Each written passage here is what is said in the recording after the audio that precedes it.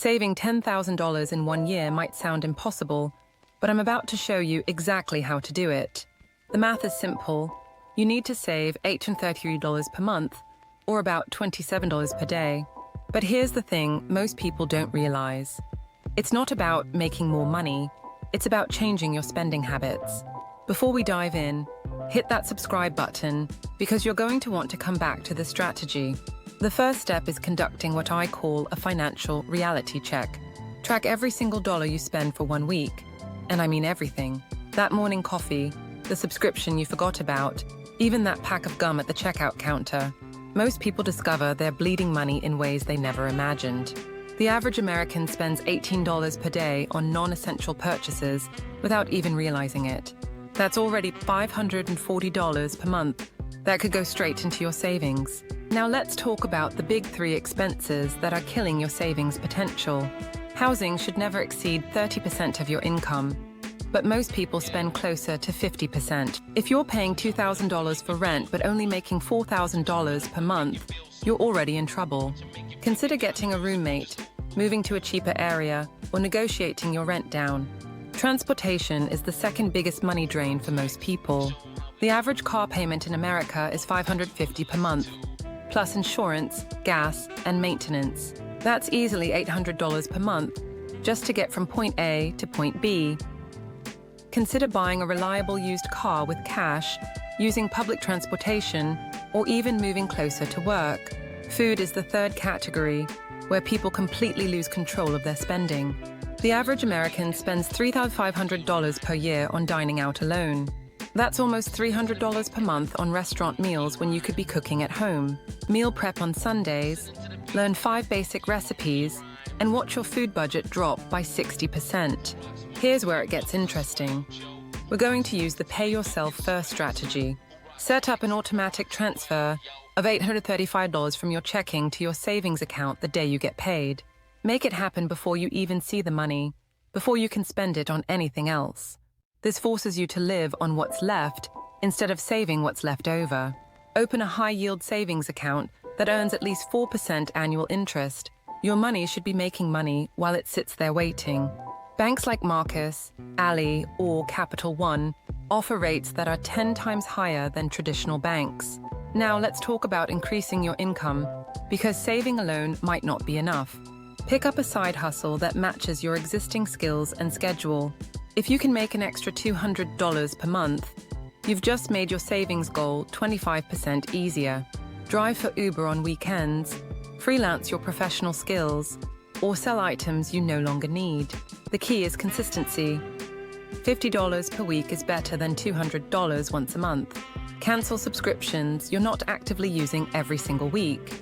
Most people pay for Netflix, Hulu, Amazon Prime, Spotify, gym memberships, and magazine subscriptions they forgot about. That's easily $100 per month in forgotten expenses right there. Use the envelope method for discretionary spending categories.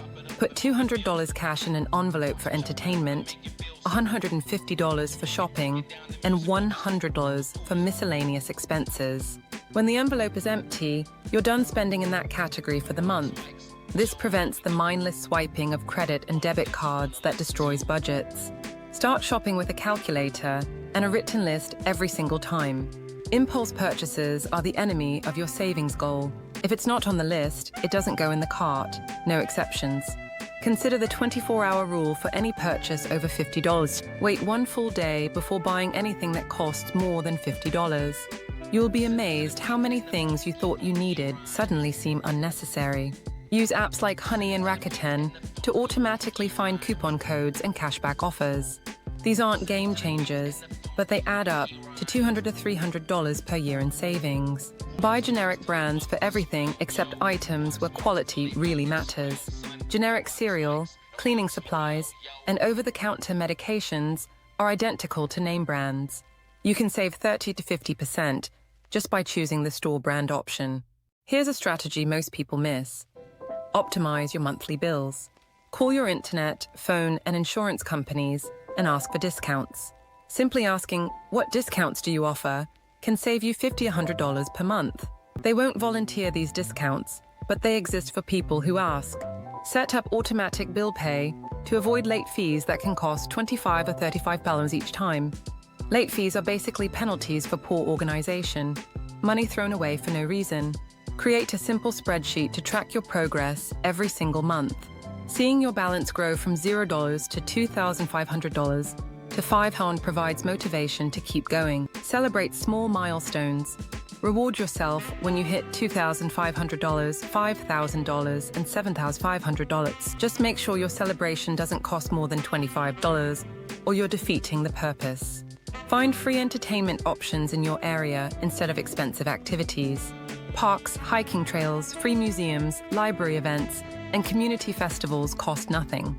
Your social life doesn't have to suffer just because you're saving money. If you're really serious about this goal, consider a temporary spending freeze. For 30 days, only spend money on absolute necessities: rent, utilities, groceries, and transportation. This extreme approach can jumpstart your savings and reset your spending habits. The biggest mistake people make is thinking they need to be perfect for 12 months. You're going to have setbacks, unexpected expenses, and months where you save less. The key is getting back on track immediately instead of giving up entirely. If you can only save $500 one month, save $200 the next month to catch up. Don't let one bad month destroy your entire year of progress. Here's the truth about saving money that nobody talks about. It gets easier after the first 3 months because your new habits become automatic.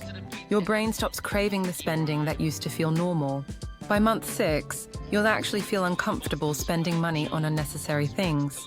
The compound effect kicks in around month 8 when you realize you don't miss most of the things you stopped buying. Make sure you're putting this money somewhere you can't easily access it. The temptation to spend your savings on a vacation or new gadget will be strong. Consider a separate bank entirely or a certificate of deposit that penalizes early withdrawal.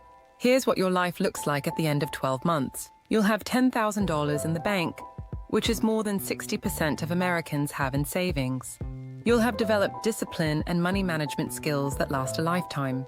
Most importantly, you'll have proven to yourself that you can achieve difficult financial goals.